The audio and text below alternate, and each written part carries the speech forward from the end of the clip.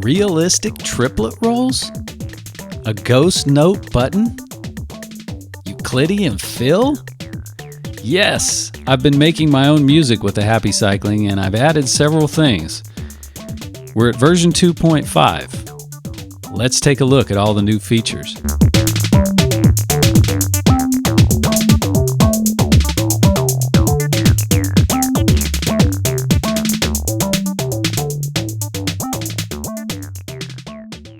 So let's take these new features left to right. First of all, we have track mute, because a lot of times I like to drop the kick out and let it build a little bit and bring the kick back in. This is a big thing for me. So I decided that it needed to have that. So I've got the first thing, I've got these mute buttons here that are red if it's on mute. So you can unmute the kick. Next thing I have, I've never seen it on any drum machine or sequencer, and it's the idea of ghost notes. So I've got two intervals here. So let's say that you make your snare drum out of a 4 and a 3, and you'd have this. Put the kick with it.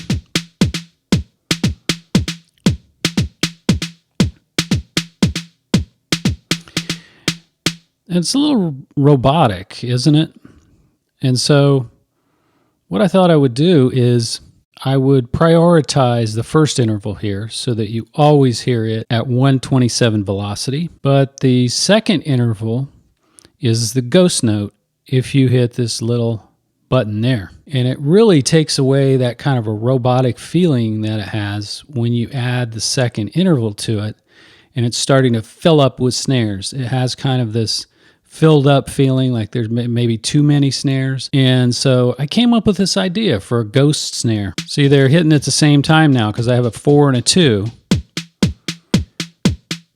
but yet the 4 is cutting through.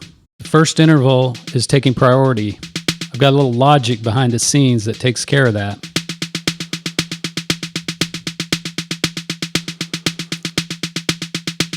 So you can drop out the kick, do this little roll here, then bring the kick back in. Do something like that. Spice it up with some of those. Versus this. That's what you get normally with an 8 and a 2. Or a 4 and a 2. You get that. Because they're overlapping, but you use the ghost. It's much better. And I like to use the ghost with the fill because the fill was very robotic as well. So if I turn the fill on, you're starting to get those 30-second notes, and that's where you get those little rolls, like someone holding a drumstick very loosely and getting those extra little ghost notes and rolls and things like that. See, it's a little bit machine gun. Now if I turn the ghosting on,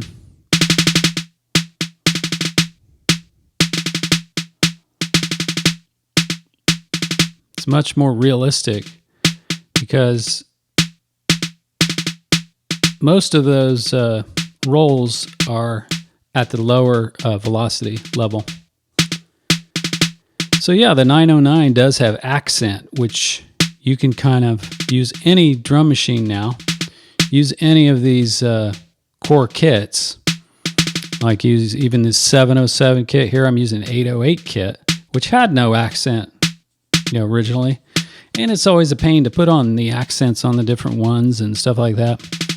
You don't have to worry about that here though, because your main interval stays accented, the other one at a lower velocity. So that's what the ghost is.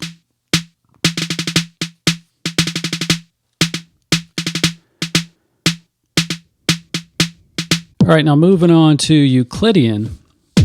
Euclidean is doing a Euclidean fill with regard to the 16 notes.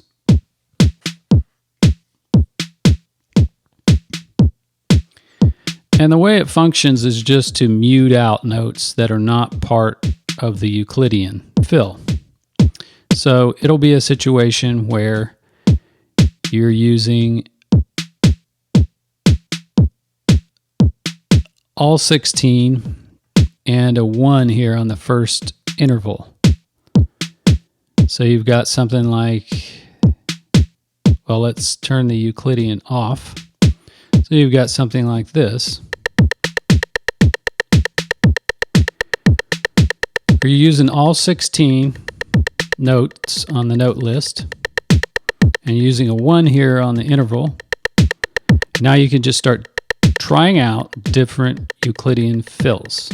So with a 1, it's going to be pretty obvious. It'll just be the first one. And if 2, it's going to be 1 and 9. But when you get to 5, you get the Cuban tresillo.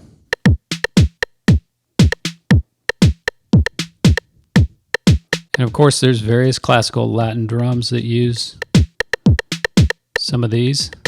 So I really like, I think 7's a good one. The odd ones are good. And I like 9. I think 9's my favorite one.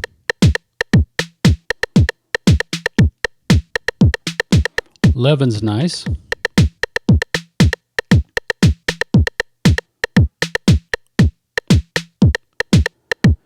But here's the cool thing. Let's say you get the Cuban where I'm using, let's say, 7.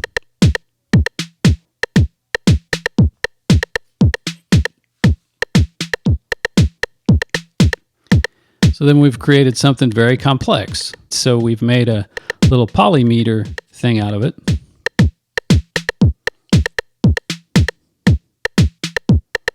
Then I had a second happy cycling on the Tal Uno, and I had a cool bass line going on. So I had an octave on 3 there. So let me turn that off.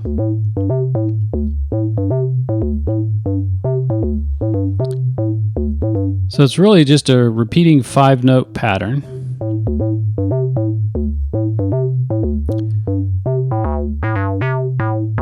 Like that.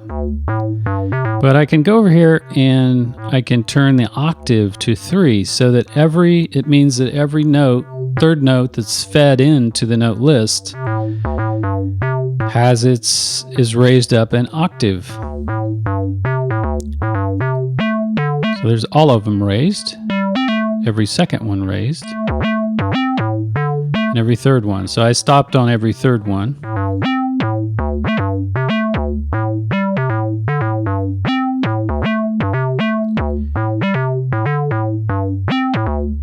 So this is where we have this tremendous advantage over a conventional sequencer that is being driven by the clock. My sequencer is being driven by irregular clocks. So you get these unexpected cool bass lines and stuff.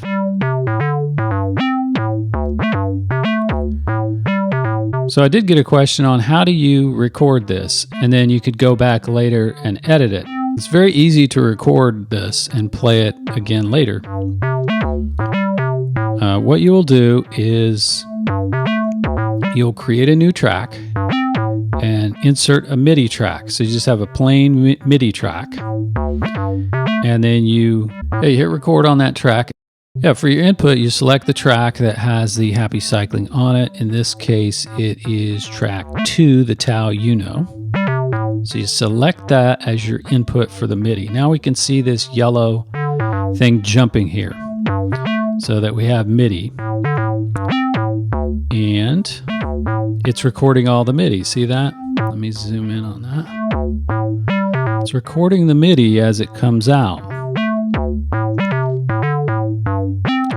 And then you can play this MIDI